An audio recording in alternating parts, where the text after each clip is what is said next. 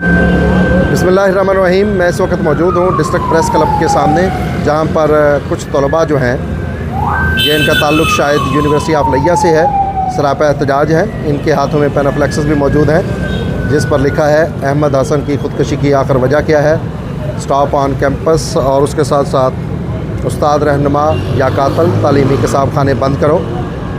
मामला कुछ इस तरह है कि 2 से 3 रोज़ कबल एक हाउसिंग कॉलोनी नंबर 2 के रहायशी तालब इलम अहमद हसन की मौत हुई।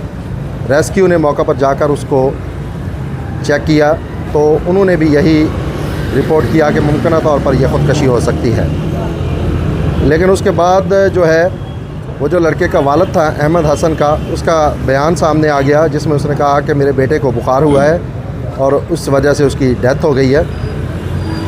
और उसके साथ ही जो है तलबा की जानब से भी शदीद एहतजाज सामने आया। यूनिवर्सिटी ऑफ लिया के जो तलबा थे, मुख्तलिफ़ सोशल मीडिया के पेजेस पर उनकी जानब से मज़म्मत की गई कि जो ये तालब इलम है इसने ख़ुदकशी की है और ये टीचर के प्रेशर में आकर की है। इसी हवाले से ये एहतजाज का सिलसिला जारी है। मज़ीद यहाँ पर जो मुज़ाहिरीन हैं उनसे पूछते हैं, तलबा से पूछते हैं कि मामला क्या है और ये इस हवाले से क्या कहना चाहते हैं। जी, क्या नाम है आपका? जी, मेरा नाम शेब है और मैं अहमद हसन के रवायत में हूँ। जी, क्या नाम है आपका? जी, मेरा नाम शेब है और मैं अहमद हसन के रवायत में से हूँ। ये क्यों आप एहतजाज कर रहे हैं, क्या मामला है, ये धरना दिए बैठे हैं? जी बिल्कुल, ये अहमद हसन मेरे साथ बड़ा टच था, मेरा दोस्त भी था, मेरा रिलेटिव भी था। तो पिछले 15 दिन से ना उसकी मैं काउंसलिंग कर रहा था।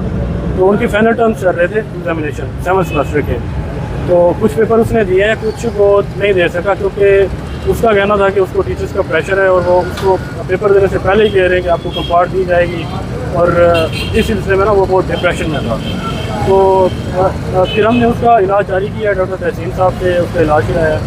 तो डॉक्टर तहसीन साहब का कहना था कि ये सुसाइड अटैम्प्ट कर सकता है, बल्कि उन्होंने लिख के दिया है कंसर्न ऑफ सुसाइड, और रिस्क एक्सपेरेंट टू फैमिली भी उन्होंने बता दिया था। तो उसका इलाज चलता रहा, कदरे बेहतर हो गया था 1 हफ्ते तक। फिर उसके बाद मुझे उसने टच किया, मैंने उसको बोला कि यार आप रीटेक एग्ज़ाम दे दो, मैं आपको एप्लीकेशन लिख देता हूँ, आप जो है ना दोबारा एग्ज़ाम्स दो। तो अहमद हसन किस क्लास का स्टूडेंट था और कहाँ ज़ेरे तालीम था?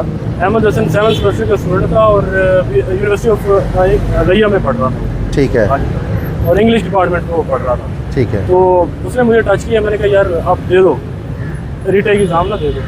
तो जब वो एप्लीकेशन अप्रूव हुई, जब वो एग्ज़ाम देने गया तो टीचर्स से आंसर शीट लेनी होती है कोऑर्डिनेटर से, जो भी होता है। तो कोऑर्डिनेटर के पास गया, उसने बड़ा मिसबिहेव किया और बड़ा टॉर्चर भी किया, ब्लैकमेलिंग भी किया कि मैं यहाँ का परमानेंट हूँ, मैं अगर आप पेपर दे भी दो तो मैं आपको कंपार्ट दे सकता हूँ, दिस एंड दैट, ऐसी वर्डिंग। क्या नाम है उनका? कोऑर्डिनेटर जो भी हैं, परमानेंट अथॉरिटीज़ जो भी हैं, वो यूनिवर्सिटी ऑफ लिया से आप पता कर सकते हैं। तो क्यों ऐसा उन्होंने कहा, वजह क्या है? देखिए, वजह एक्चुअली इनका जो टीचर्स जो परमानेंट हैं ये शुरू से ही ऐसे हैं, बच्चों को टॉर्चर करते हैं, ब्लैकमेलिंग करते हैं। मुझे नहीं पता जहनी मरीज़ हैं या क्या चक्कर चल रहा है इनका। नहीं, आप इतना संगीन इल्ज़ाम लगा रहे हैं कि वो जहनी मरीज़ हैं, तो ये कैसे हो सकता है कि एक टीचर जो है वो या वो है अपना प्रोफेसर है, लेक्चरर है, वो जहनी मरीज़ कैसे आ सकता है? देखिए, जब सरेआम बच्चों को वो टॉर्चर कर रहे हैं, विक्टिमाइज कर रहे हैं, ऐसी धमकियाँ दे रहे हैं, और इसकी एक हिस्ट्री भी है ऐसा करने की ना। पिछले 3-4 साल से हमारे पास प्रूफ भी हैं। बच्चे मतलब उन्होंने एक सिटीजन पोर्टल पे भी उन्होंने वो किया है, अपना जो एप्लीकेशन है वो भी दी है। क्या नाम क्या है उनका? नाम नहीं बता सकते आप? किनका? स्टूडेंट्स का? नहीं, जिसकी जानब से ये प्रेशराइज किया गया है या ये परमानेंट अथॉरिटीज जो भी बैठे हैं। ठीक है। HOD हो गया, कोऑर्डिनेटर हो गया, डिपार्टमेंट के जो परमानेंट अथॉरिटीज हैं उनकी तरफ से। ठीक है। उसके बाद टॉर्चर किया गया, ये उसी दिन इसको पेपर नहीं देने दिया गया। ठीक है। उसी दिन इसको वापस भेज दिया गया। दूसरे दिन ये गया तो फिर वही वर्डिंग यूज़ की है इन्होंने। तो खैर पेपर ले लिया था उस दिन उससे, लेकिन उसको प्रेशर था कि मुझे कंपार्ट दे दी जाएगी। तो उसने फिर मुझे टच किया कि यार मेरे पेपर पास करा दो। मैंने उसे झूठ बोला कि यार आपके सारे पास हो जाएंगे, डिप्रेशन में था बहुत। तो अगले दिन वो घर गया और सुबह ही उसने सुसाइड कर लिया। मैं मौके पे मौजूद था, मैं गया हूँ, मुझे उनके घर से कॉल आई थी। तो जब मैं पहुँचा हूँ तो 1122 वाले भी वहाँ पे मौजूद थे और दरवाज़ा तोड़ रहे थे उस वक्त रूम का ना। तो उनके साथ मैं भी इंटर हुआ हूँ। जैसे हम इंटर हुए हैं तो अहमद हसन ने जो है पंखे से रस्सी बांधी हुई थी और उसको मेरे ख्याल में बाइक पे खड़े होकर गले में डाली है, फिर देन बाइक से जंप की है।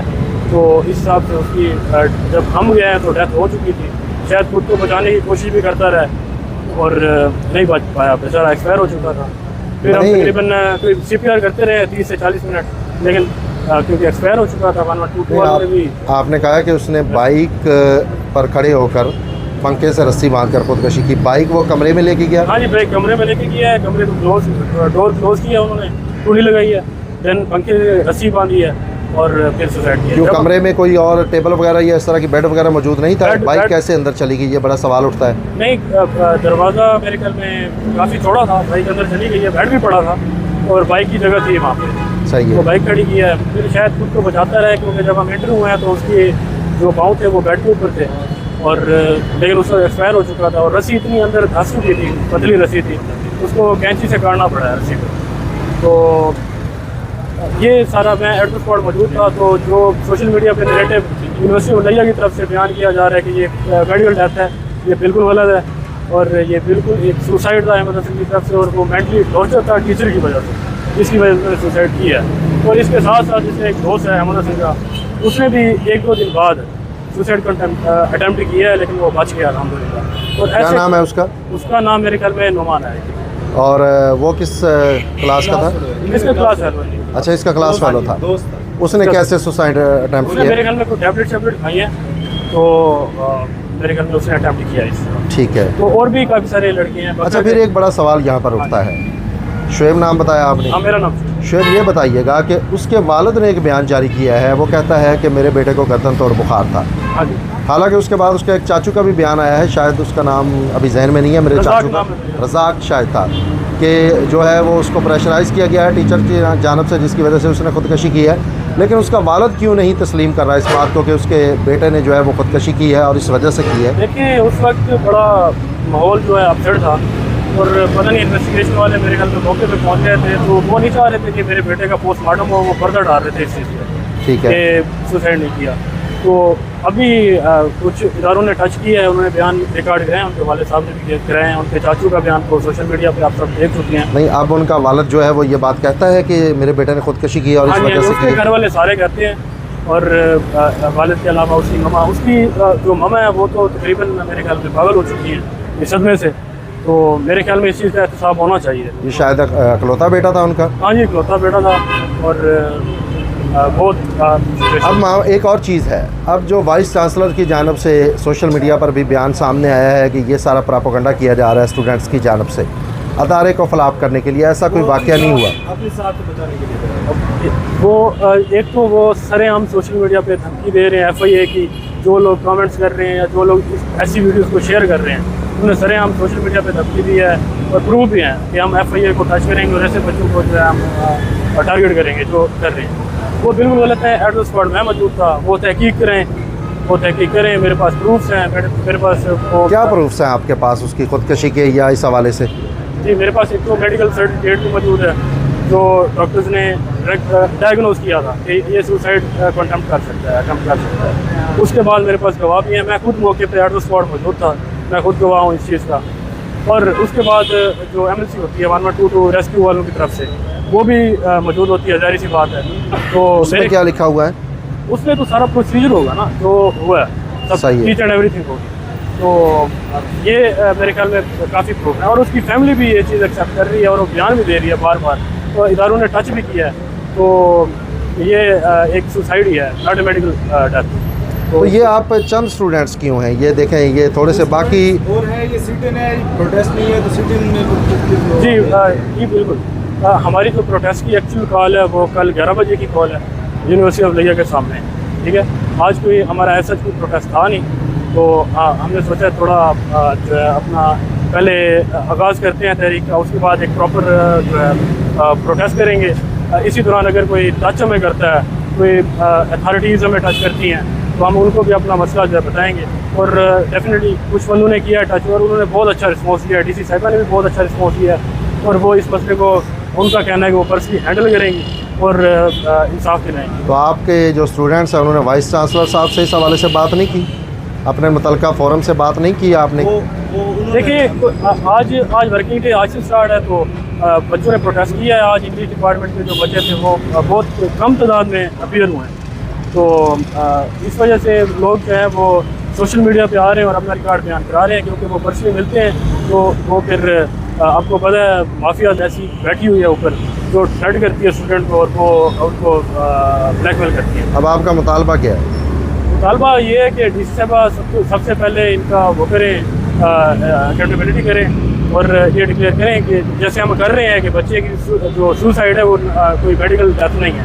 और जब तक ये इंक्वायरी बिठा रही हैं डीसी साहिबा, तब तक ये जो अथॉरिटीज़ हैं परमानेंट जो भी धमकी दे रहे थे उनका पता लगवाएं, उनको डिसमिस फ्रॉम सर्विस करें जब तक इंक्वायरी है। तो उसके बाद हम फर्दर जो है कल प्रोटेस्ट होगा हमारा, फर्दर डिमांड से हमारी जो प्रोसीडिंग होगी वो कल हम आपकी जानिब से कोई दरख्वास्त गुजारी गई है आला इंतज़ामिया को, अरबाब इख्तियार को, अफसरान को इस हवाले से? नहीं, वो अब फिलहाल तो नहीं है, लेकिन हम कर रहे हैं कि ये लीगली प्रोसीडिंग भी हो साथ, ठीक वो है। भी इंशाल्लाह। जी बिल्कुल नाज़रीन, आपने इनकी बात सुनी।